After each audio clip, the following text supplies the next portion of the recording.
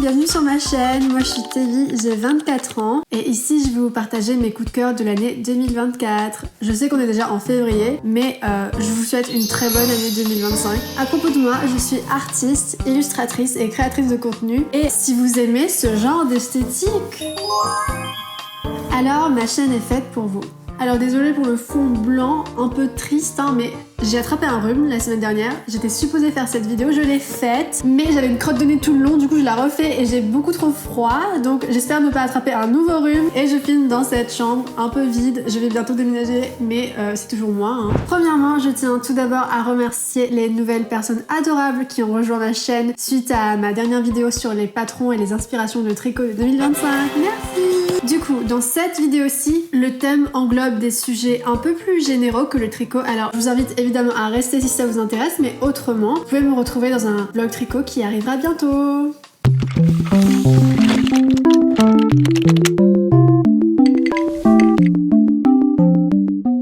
2024 a été pour moi une année avec beaucoup d'introspection, de découvrir et respecter mes propres limites et mon grand besoin de distance sociale surtout. J'ai appris à être plus douce avec moi-même et plus patiente avec les autres, tout en étant plus ferme avec les personnes qui ne respectent pas mes limites et ça je suis contente de l'avoir appris après 2 décennies d'existence, enfin. Et pour couronner le tout, j'ai consolidé ma grande décision de faire du contenu sur les réseaux sociaux et de partager mon travail artistique et mon petit monde, d'où le nom de ma chaîne, Tévitopia. Je note l'année 8.5 fraises sur 10. Dans cette vidéo, je vais vous partager mes coups de cœur de l'année, comme par exemple de la musique, mes créations personnelles, les films que j'ai aimés et plus encore. Donc installez-vous, prenez de quoi siroter, tricoter, dessiner et let's go! On commence tout de suite avec mon premier favori de 2024 qui va peut-être vous surprendre.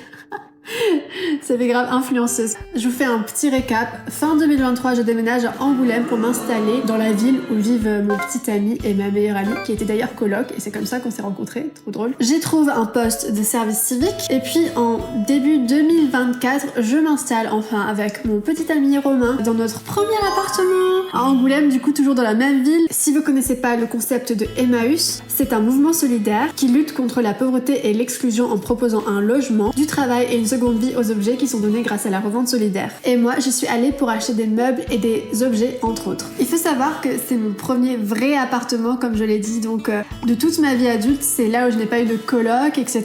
Et comme il n'était pas meublé, on a fait des allers-retours hebdomadaires à Emmaüs, tels des oiseaux qui récoltent des bâtons pour construire leur nid juste avant le printemps. Je précise aussi que dans ma famille, on n'est pas brocante du tout. C'est pas du tout dans la culture. Comme vous pouvez le voir, je suis asiatique et en Asie, on n'a pas de Emmaüs. C'est un concept exclusivement français, si vous ne le saviez pas, mais je pense que vous le savez. Et c'est donc avec un plaisir nouveau que j'ai découvert le premier et un des plus beaux Emmaüs que j'ai visité de ma vie. Petite note, j'ai visité le Grand qui est à Lyon, celui à Darwin qui est de l'autre côté de la rive à Bordeaux et quelques petits à Paris, mais franchement ils étaient tous mid comparé à celui-ci qui est celui de la Couronne à côté de Angoulême, qui est incroyable avec un choix exquis, très bien rangé, de catégories dont on prend soin, avec des gens super aimables franchement. D'ailleurs je suis curieuse si vous connaissez d'autres Emmaüs trop cool à travers la France, dites-les-moi en commentaire parce que j'aimerais bien aller voir quoi. J'adore Emmaüs, je pense que je suis devenue un peu accro.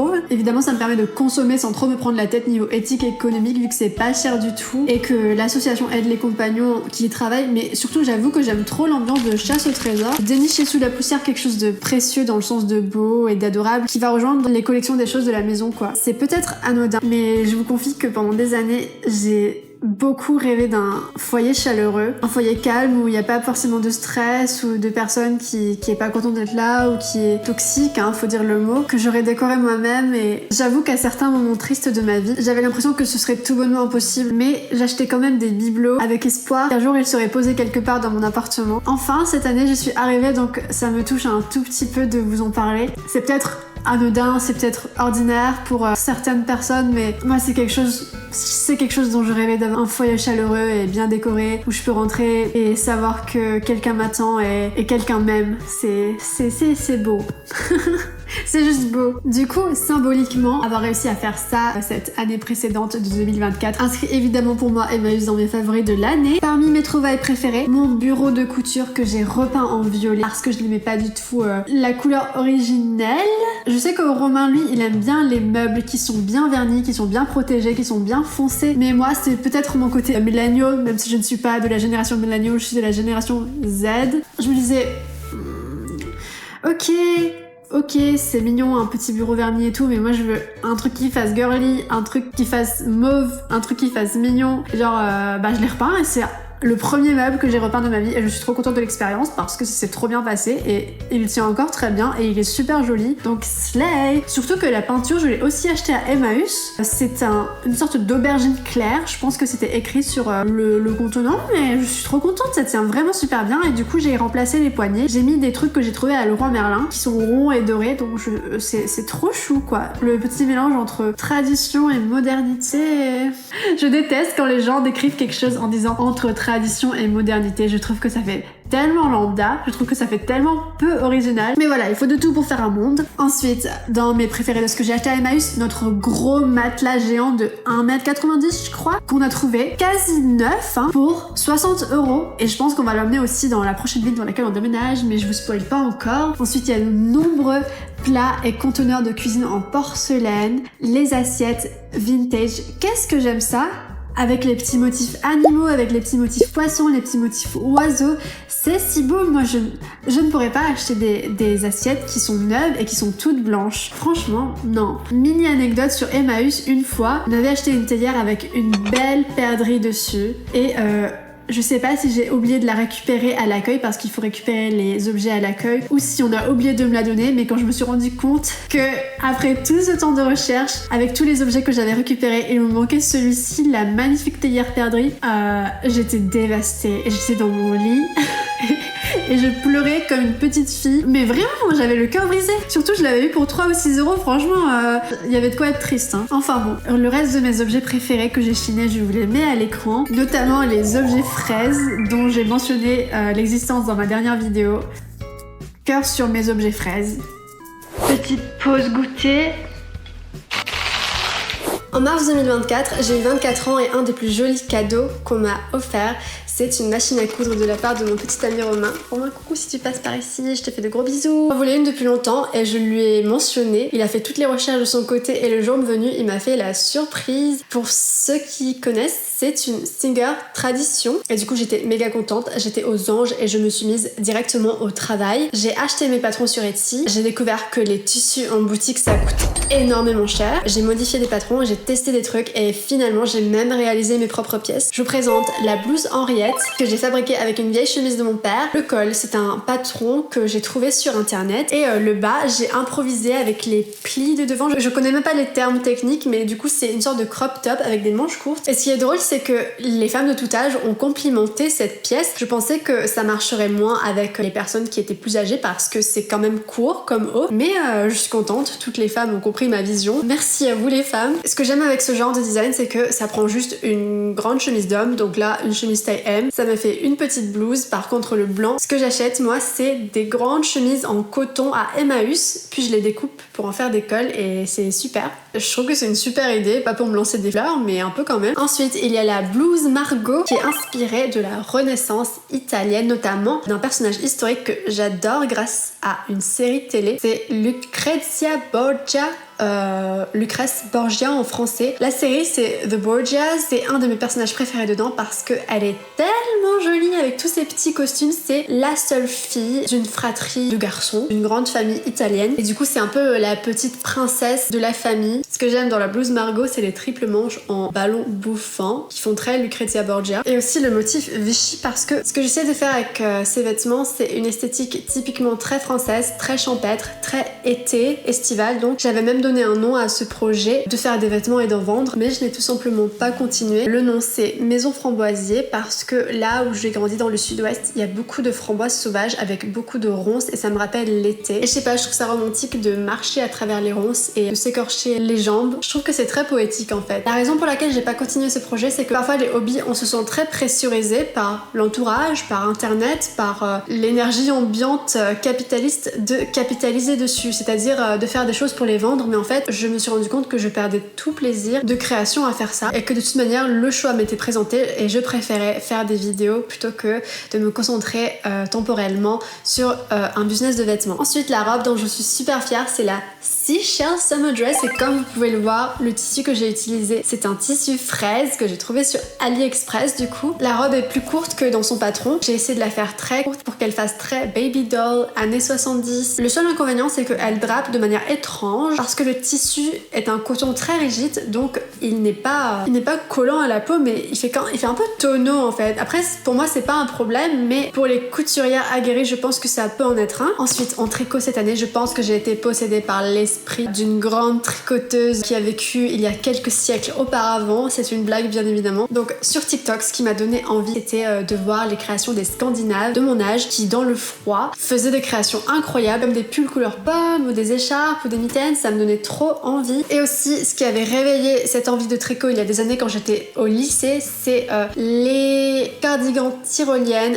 avec des pompons et des broderies en quadrillage. Ça aussi, c'est un de mes grands goals. Après, j'ai trouvé des patrons pour ces pièces spécifiquement, mais je n'ai jamais encore lu des patrons vintage, donc je ne sais pas si elles me permettront de libérer ma créativité ou si elles sont particulièrement faciles comparées aux patrons contemporains. Bref, du coup, j'ai tout d'abord réalisé le Louisiana Sweater, le pull Louisiana de Petite Knit, parce que je ne voulais pas faire d'écharpe en premier, ça ne m'intéressait pas. Je voulais vite faire un pull pour me prouver que je pouvais le faire. Par la suite, j'ai évidemment fait des écharpes. La Sophie Scarf que vous avez vue dans ma dernière vidéo, je l'ai faite avec une petite pelote d'Angora que j'ai eu pour vraiment pas cher sur Vinted. Je l'ai eu pour 4 €. Ensuite, j'ai fait des Sophie Shawl car j'étais invitée à Noël chez la famille de mon petit ami et c'était le premier Noël de ma vie. Je voulais faire des cadeaux. J'ai fait la première Sophie Shawl avec de l'Angora jaune trouvée sur Le Bon Coin et la deuxième avec des pelotes Honor de Langyarn achetées en magasin et c'est super cher d'acheter des pelotes sur place. Je sais que les petits commerçants ont besoin de vivre, mais moi aussi j'ai besoin de vivre. Vraiment, le tricot mérite d'être dans mes coups de cœur de 2024 parce que tricoter, ça me permet vraiment de me détendre et de me concentrer de manière très forte sur quelque chose que je suis en train de faire, donc sur une tâche, et j'ai l'impression que ça fait du bien à mon cerveau de faire des choses lentes et de prendre mon temps de créer et de corriger mes erreurs et d'être juste là sur le moment. Donc je pense qu'on a tous besoin de ralentir un peu et d'apprendre une nouvelle compétence qui nous fait nous concentrer très fort à n'importe quel âge. Là actuellement je suis en train de tricoter un cardigan que je vous montre bientôt, petit indice, rayures.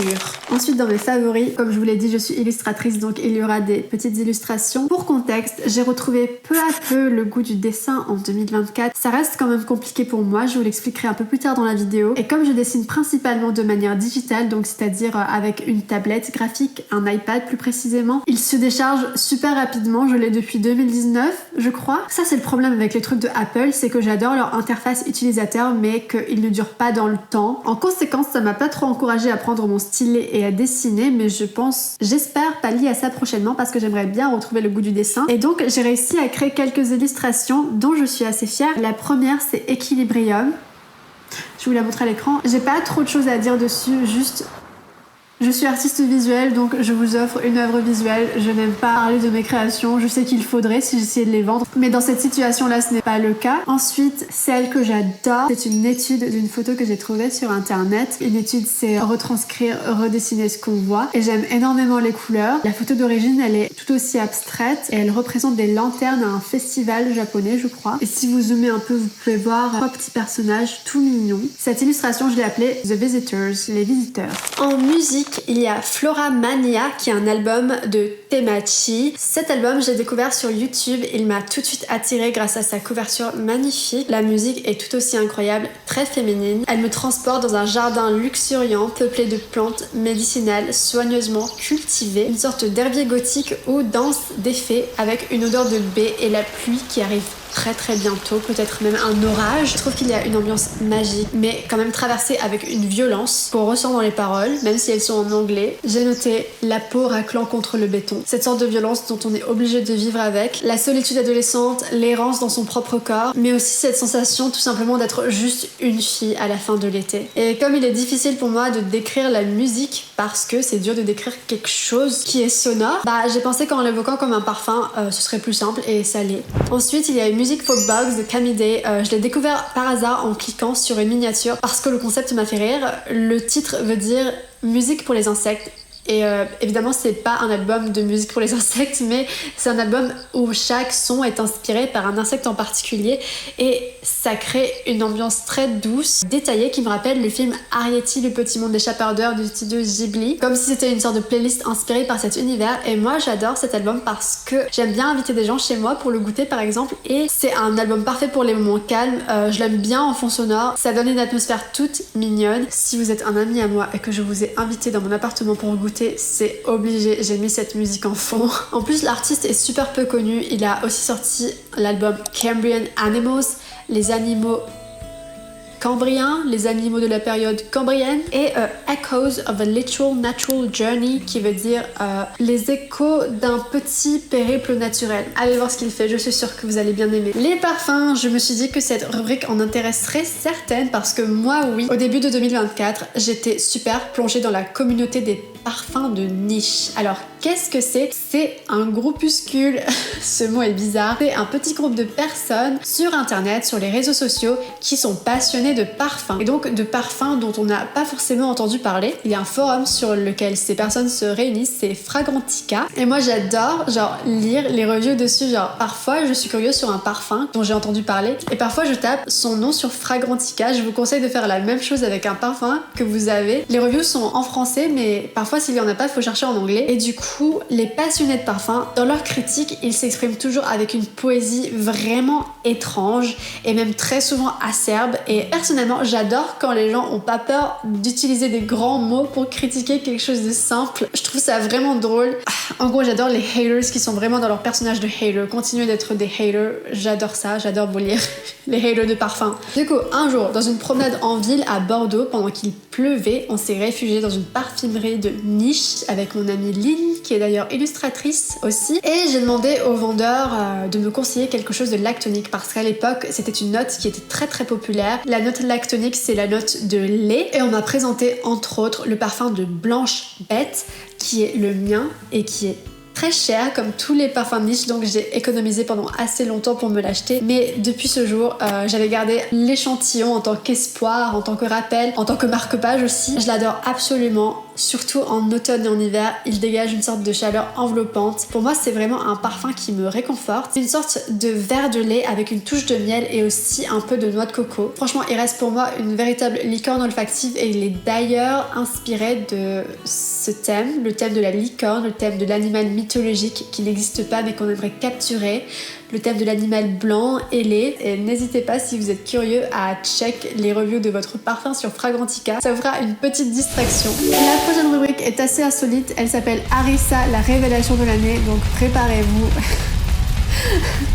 Je me suis dit que je ne pouvais pas faire les favoris de l'année sans parler de la harissa. Si je devais élire un aliment coup de cœur pour 2024, ce serait elle, sans hésitation. Elle a une emprise sur moi. Je pourrais sérieusement en manger des quantités astronomiques, et je l'ai fait. Non seulement c'est incroyablement bon, mais en plus c'est ultra pas cher, genre un tube à 70 centimes. Est-ce que vous vous rendez compte, le tube il fait ça? Ce qui me fascine dans la harissa, c'est que les saveurs, elles sont super profondes. Je trouve qu'il y a un équilibre parfait entre le fumé, le piquant, le relevé, sans tomber dans l'excès. Genre moi je trouve que c'est pas trop pimenté, mais après moi j'ai une résistance assez haute au piment grâce à ma culture notamment. Je pense que quand on est asiatique, surtout asiatique du sud-est, depuis qu'on est petit, on apprend que c'est un peu stylé de faire comme les adultes et de manger beaucoup de piment, du coup on s'y habitue. Ma manière préférée de déguster la harissa, dans des kebabs évidemment, je ne demande que ça. C'est simple, c'est efficace, et je pense qu'en 2024 j'ai dû finir 4 ou 5 tubes, et hier j'en ai fini un nouveau alors qu'on est en 2025, donc je n'arrête pas.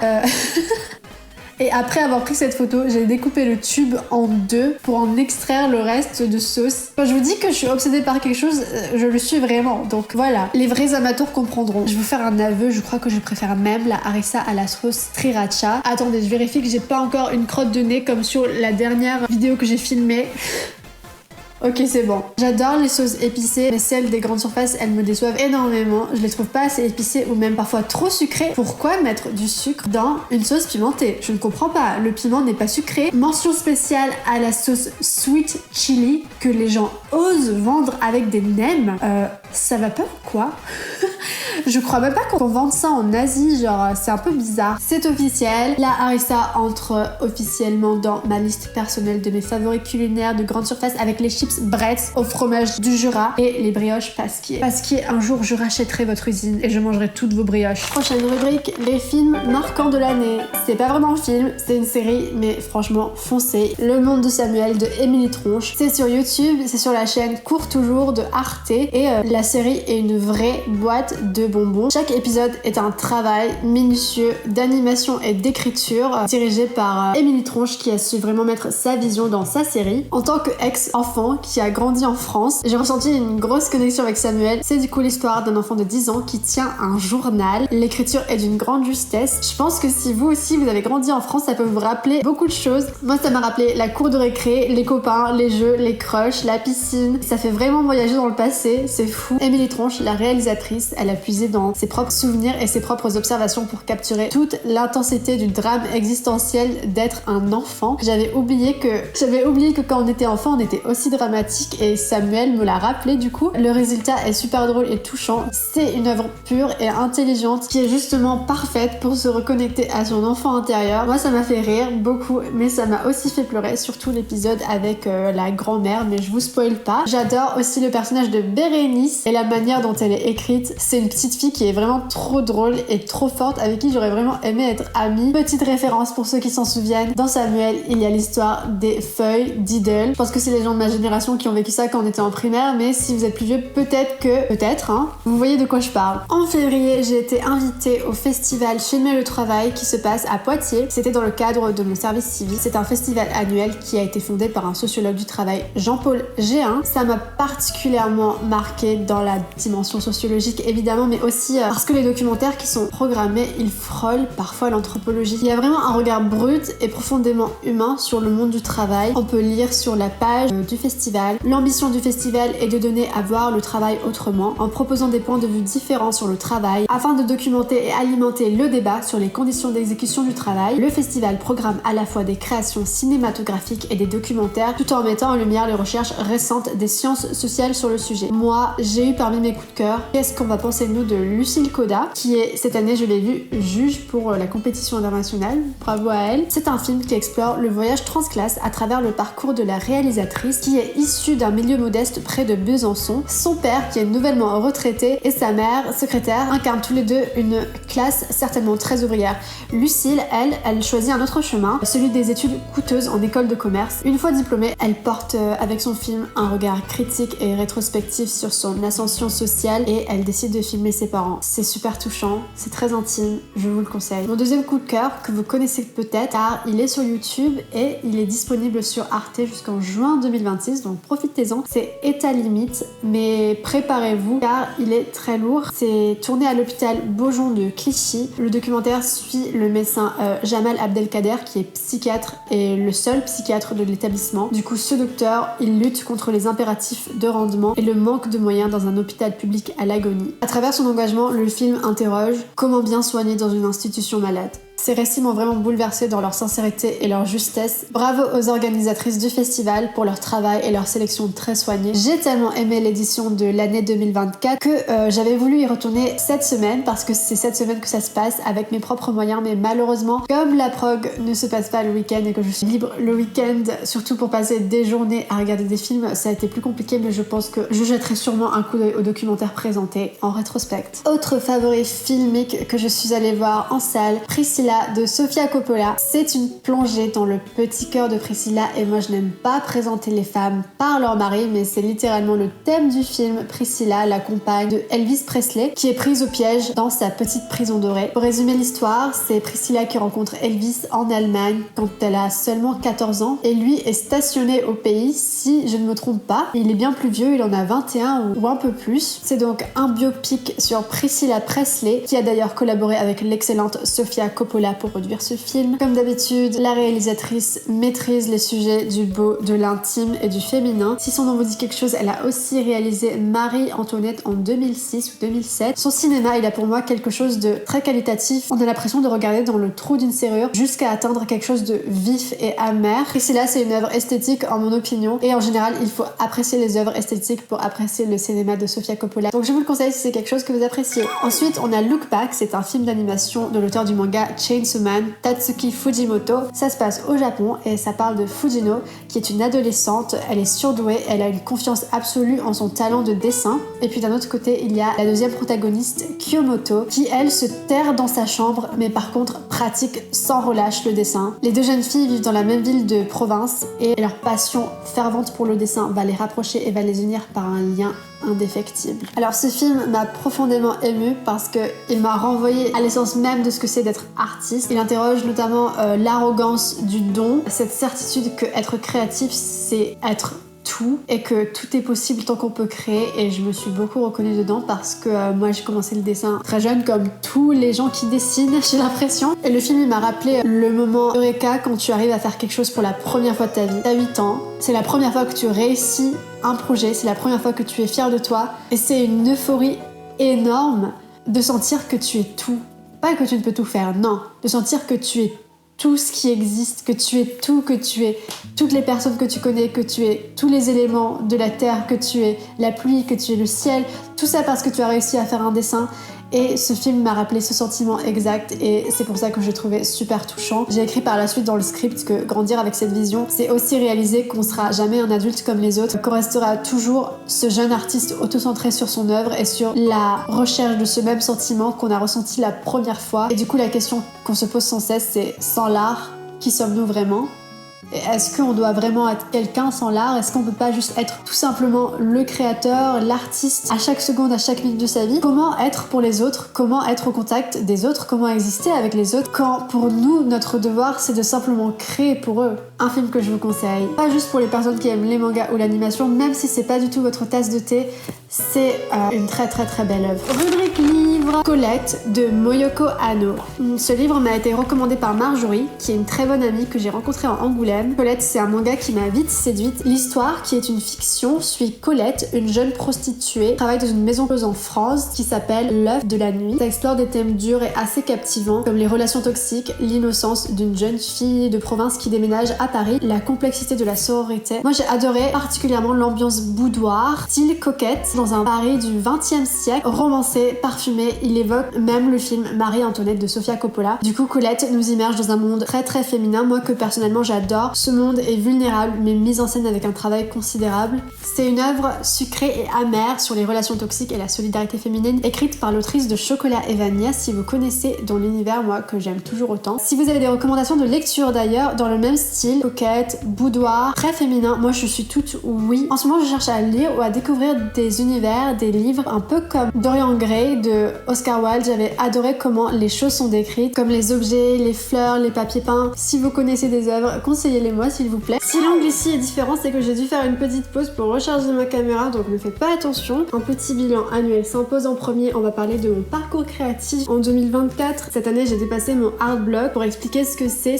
plus que le syndrome de la page blanche. Communément, c'était pour moi un blocage psychologique carrément. Pendant des années, 2 ou 3 ans, j'ai rejeté mes sentiments de tristesse, de déception à ce sujet. J'arrivais plus à dessiner du tout. Et j'arrivais pas à me convaincre de m'y remettre. Je pensais que c'était juste une question de temps et pas une question forcément de guérir la violence que j'avais vécue qui a fait que je n'ai plus pu dessiner. Et même encore maintenant, je ne sais pas vraiment ce qui s'est passé, si je me suis trop forcée, si j'étais trop dure avec moi-même, qui a causé que pendant des années, j'arrivais plus à créer. Et c'était quand même une perte considérable de mon identité que j'avais construit avec attention pendant toutes ces années de vie en fait. Mais avec le recul, je pense que j'ai commencé à être un peu dégoûtée du dessin quand on attendait de moi que je capitalise dessus, et quand j'ai réalisé aussi que je ne pouvais pas vivre correctement en étant une artiste et que il fallait soit que je fasse comme les autres, que je souffre comme les autres avec un travail qui ne me plaît pas, ou que je trouve un autre moyen de vivre de mon art en fait. Du coup, j'ai toujours su que je voulais faire de l'art, mais j'ai aussi compris en 2024 que reprendre des études, notamment de graphisme comme je l'avais prévu en 2023, c'était pas pour moi. Et je pense que cette décision, je l'avais prise pour faire plaisir aux gens gens, à l'entourage, en leur disant que oui, je voulais continuer sur des études, oui, je voulais avoir un train de vie quotidien assez stable, mais en fait, non. Plus que jamais, j'ai appris que je veux travailler seule, sans dépendre de qui que ce soit, dans mon propre espace et surtout à mon propre rythme, sans quoi je ne peux tout simplement pas travailler en fait. C'est comme ça que je fonctionne et pas autrement. Et c'est pas juste une question d'effort ou d'adaptation, c'est tout simplement les gens sont différents, les gens fonctionnent différemment et moi, c'est de cette manière-là que ça marche. Moi, je ne supporte pas l'urgence, les imprévus ou même les horaires interminables et actuellement, je ne décide pas encore autant que je le voudrais. Je dois apprendre à créer pour moi, mais je suis très heureuse d'avoir réussi à siphonner mon énergie créative dans tout ce qui était tricot, couture, création de vidéos et tout. Être artiste, c'est partir avec une créativité et une capacité de résolution de problèmes accrue, avec une bibliothèque interne de références de ce qu'on aime ou de ce qu'on n'aime pas faire. Et j'ai réalisé aussi